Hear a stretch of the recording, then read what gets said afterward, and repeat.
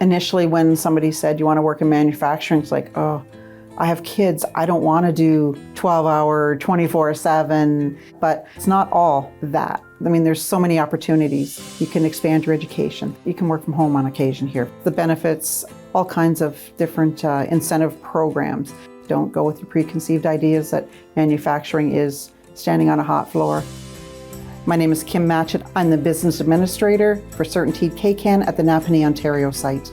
The main thing I do is logistics, helping to organize what's going and then planning it, getting the quotes, doing the paperwork, make sure basically the office keeps going. There's always something to do. There's always something to find. I'd never worked in manufacturing before. Then once I did 2 or 3 things and it was like, okay, here you go. You can do this. And I learned a lot more that way. Where I was before, it was a boys' club. There was not the same opportunities for female as there maybe could have been elsewhere. It was kind of a bit of a confidence killer. I was raised rural around a small town. At that time, women really didn't have the same opportunities. I came here and right off the bat, the owner was really good to me.